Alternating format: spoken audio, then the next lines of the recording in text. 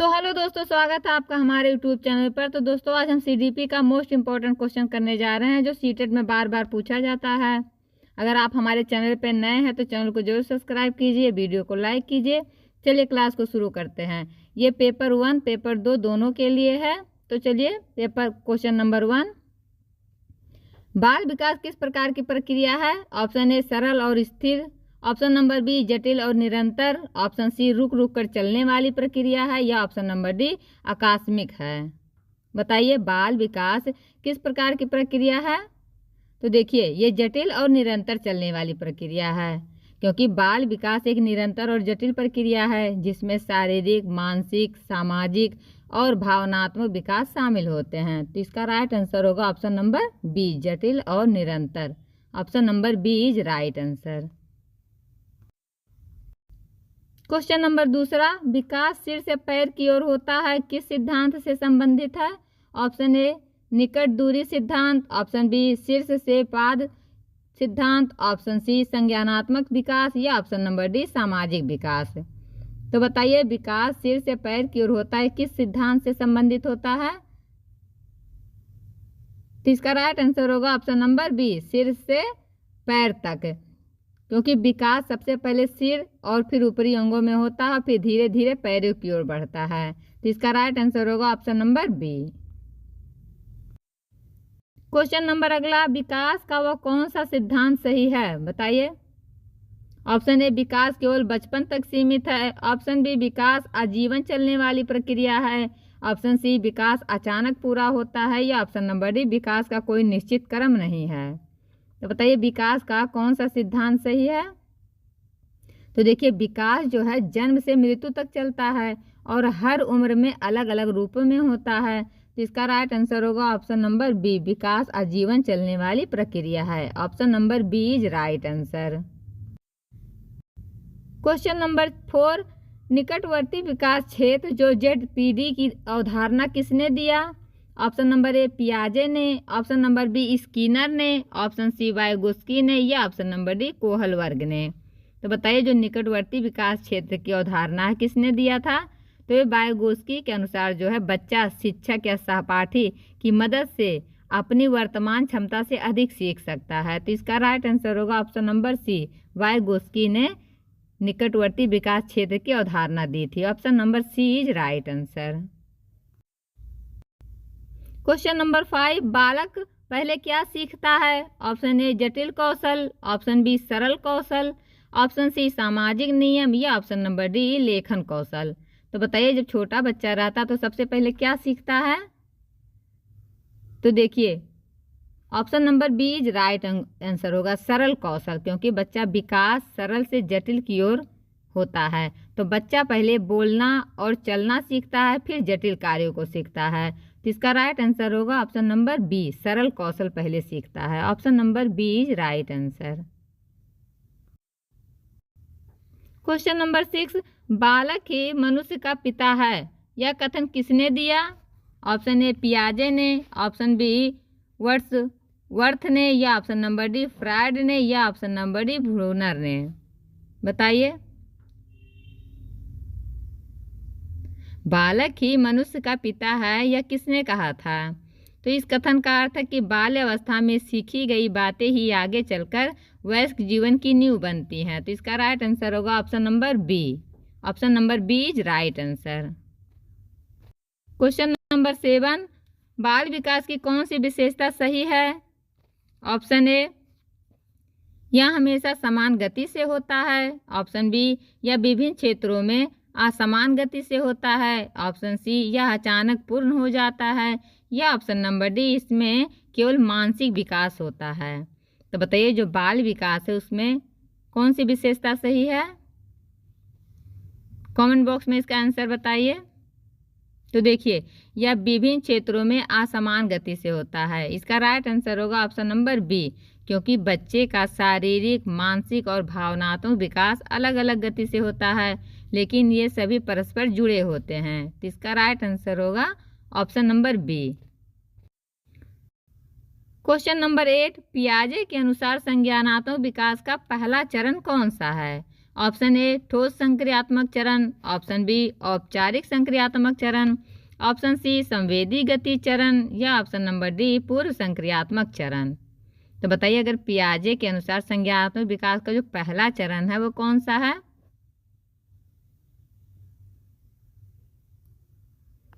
तो इसका right answer होगा ऑप्शन नंबर सी, संवेदी गति चरण जो होता है पहला है। ये पहले नंबर पे आएगा, ये दूसरे नंबर पे आएगा, ये तीसरे पे और ये चौथे पे। इन्होंने 4 अवस्था बताई है। तो जन्म से 2 वर्ष तक बच्चा इंद्रियों और गतियों के माध्यम से सीखता है, इसे संवेदी गति चरण कहते हैं। तो इसका राइट आंसर होगा option number C.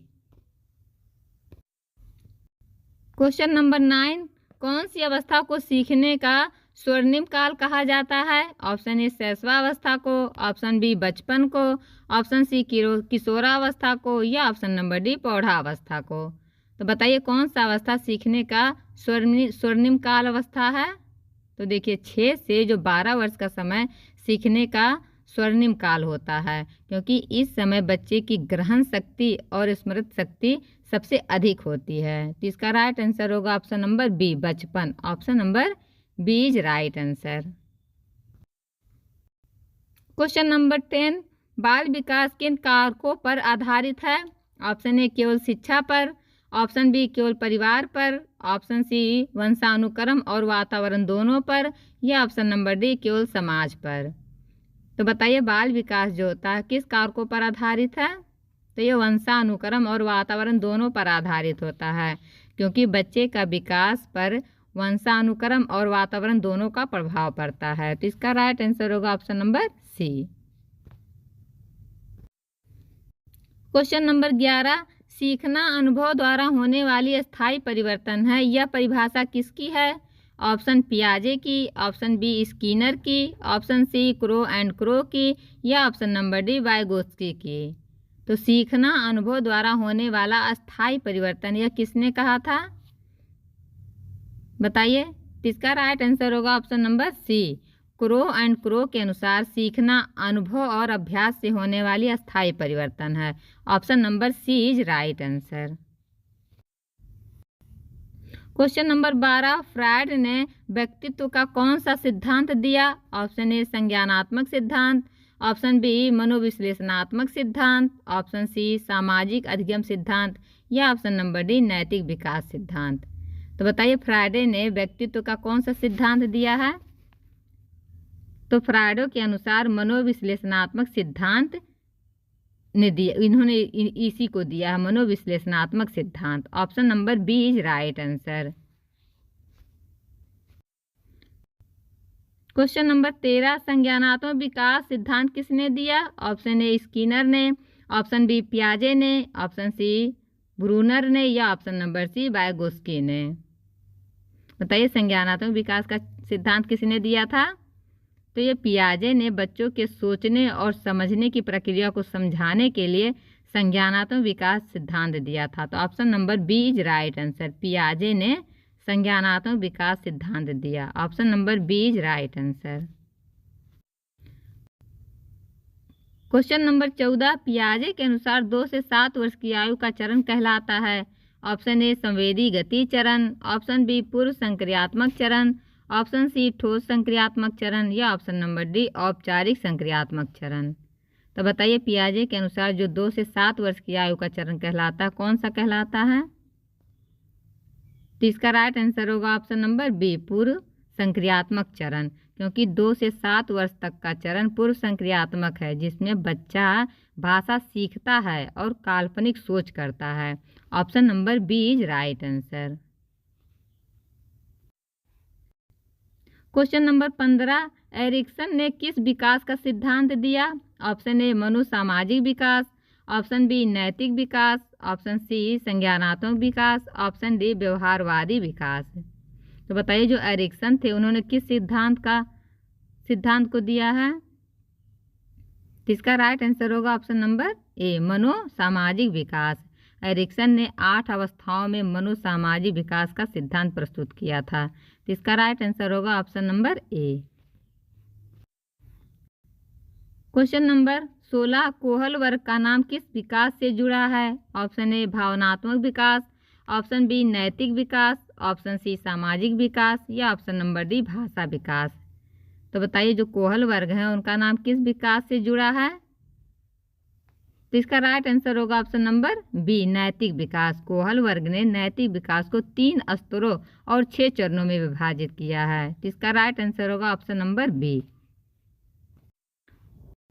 Question number 17, सीखना किस प्रकार की प्रक्रिया है? ऑप्शन ए अस्थायी और निष्क्रिय, ऑप्शन बी सक्रिय और निरंतर, ऑप्शन सी एक बार की घटना या ऑप्शन नंबर डी केवल कक्षा में होने वाली प्रक्रिया। तो बताइए जो सीखना है किस प्रकार की प्रक्रिया है? तो सीखना एक सक्रिय, निरंतर और जीवन भर चलने वाली प्रक्रिया है। तो इसका राइट आंसर होगा option number B. Option number B is right answer. Question number 18, बालक की भाषा किससे अधिक प्रभावित होती है? ऑप्शन ए वंशानुक्रम से, ऑप्शन बी परिवार और वातावरण से, ऑप्शन सी केवल विद्यालय से या ऑप्शन नंबर डी केवल मित्र समूह से। तो बताइए जो बालक है उसकी भाषा किससे अधिक प्रभावित होती है? तो देखिए भाषा विकास पर परिवेश और सामाजिक वातावरण का सबसे अधिक प्रभाव पड़ता है। तो इसका राइट आंसर होगा ऑप्शन नंबर बी परिवार और वातावरण से। Option number B is right answer. Question number 19, सीखने में प्रबलन किसके सिद्धांत पर संबंधित है? ऑप्शन ए स्किनर से, ऑप्शन बी पियाजे से, ऑप्शन सी ब्रूनर से या ऑप्शन नंबर डी वाइगोत्स्की से। तो बताइए सीखने में जो प्रबलन है किसके सिद्धांत से संबंधित रखता है? तो ये रखता है स्किनर के। Option number A is right answer, क्योंकि स्किनर के ऑपरेटर कंडीशनिंग सिद्धांत जो होता है में प्रबलन सीखने को मजबूत करता है। Option number A is right answer. Question number 20, सामाजिक अधिगम सिद्धांत किसने दिया? ऑप्शन ए बंडूरा ने, ऑप्शन बी फ्रायड ने, ऑप्शन सी एरिक्सन ने या ऑप्शन नंबर डी स्किनर ने। तो बताइए जो सामाजिक अधिगम सिद्धांत है वो किसने दिया था? ये दोनों पेपर के लिए बहुत फायदेमंद क्वेश्चन है, पेपर 1 पेपर 2 दोनों के लिए। तो बताइए सामाजिक अधिगम सिद्धांत किसने दिया? तो देखिए बंडूरा ने कहा कि बच्चा दूसरों को देखकर और अनुकरण करके सीखता है। तो इसका राइट आंसर होगा ऑप्शन नंबर ए। बंडूरा ने कहा कि सामाजिक अधिगम का सिद्धांत है Bandura. Option number A is right answer. Question number 21, अंतर्दृष्टि द्वारा सीखना किसने समझाया? ऑप्शन ए थॉर्नडाइक ने, ऑप्शन बी कोहलर ने, ऑप्शन सी स्किनर ने या ऑप्शन नंबर डी पावलोव ने। तो बताइए अंतर्दृष्टि द्वारा सीखना किसने बताया था? तो देखिए ये कोहलर ने गेस्टवाल्ड मनोविज्ञान के आधार पर अंतर्दृष्टि द्वारा सीखने की व्याख्या की थी। इसका राइट आंसर होगा ऑप्शन नंबर बी। कोहलर के द्वारा अंतर्दृष्टि द्वारा सीखना समझाया गया है। Option number B is right answer. Question number 22, Pavlov का प्रयोग किससे संबंधित है? ऑप्शन ए शास्त्रीय अनुबंधन से, ऑप्शन बी क्रियात्मक अनुबंधन से, ऑप्शन सी सामाजिक अधिगम से या ऑप्शन नंबर डी अंतर्दृष्टि से। तो बताइए जो पावलोव हैं उनका प्रयोग किससे है? तो पावलोव ने कुत्तों पर घंटी और भोजन का प्रयोग करके शास्त्रीय अनुबंध सिद्धांत दिया था। तो इसका राइट आंसर होगा option number A. Option number A is right answer.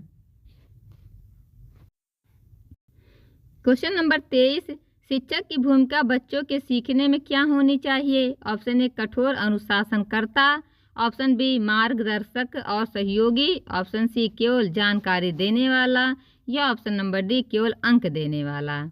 तो बताइए शिक्षक की भूमिका बच्चों के सीखने में क्या होनी चाहिए? तो ये मार्गदर्शक और सहयोगी की होना चाहिए, क्योंकि शिक्षक को बच्चों के सीखने की प्रक्रिया में मार्गदर्शक और सहयोगी भूमिका निभानी चाहिए, जिससे बच्चे आसानी से सीख सकें। तो इसका राइट आंसर होगा option number B. Question number 24, किशोरावस्था को किस नाम से भी जाना जाता है? ऑप्शन ए सुनहरा काल, ऑप्शन बी संक्रमण काल, ऑप्शन सी अस्थायी काल या ऑप्शन नंबर डी परिपक्वता काल। बताइए किशोरावस्था को और किस नाम से जाना जाता है? तो देखिए जो किशोरावस्था होता है बचपन और वयस्कता के बीच की संक्रमण अवस्था होता है। तो इसका राइट आंसर होगा ऑप्शन नंबर बी, संक्रमण काल की अवस्था। Option number B is right answer. Question number 25, व्यवहारवादियों के अनुसार सीखना किस पर आधारित है? ऑप्शन ए जन्मजात प्रवृत्तियां, ऑप्शन बी उत्तेजना और प्रतिक्रिया, ऑप्शन सी भाषा और सोच, ऑप्शन नंबर डी सामाजिक संपर्क। तो बताइए जो व्यवहारवादियों हैं उनके अनुसार सीखना किस पर आधारित होता है? तो व्यवहारवादियों के अनुसार सीखना उत्तेजना और प्रतिक्रिया के बीच का संबंध होता है। तो इसका राइट आंसर होगा ऑप्शन नंबर बी, उत्तेजना और प्रतिक्रिया। Option number B is right answer. Question number 26, पियाजे के अनुसार ठोस संक्रियात्मक चरण किस आयु में आता है? ऑप्शन ए 2 से 7 वर्ष, ऑप्शन बी 7 से 11 वर्ष, ऑप्शन सी 11 से 15 वर्ष, या ऑप्शन नंबर डी जन्म से 2 वर्ष। तो बताइए पियाजे के अनुसार जो ठोस संक्रियात्मक चरण है वो किस आयु में आता है? तो देखिए जो 7 से 11 वर्ष का चरण होता है वो ठोस संक्रियात्मक होता है, जिसमें बच्चा ठोस वस्तुओं पर तार्किक सोच विकसित करता है। तो इसका राइट आंसर होगा option number B. Option number B is right answer. तो दोस्तों आपको वीडियो कैसा लगा कमेंट बॉक्स में जरूर बताइएगा।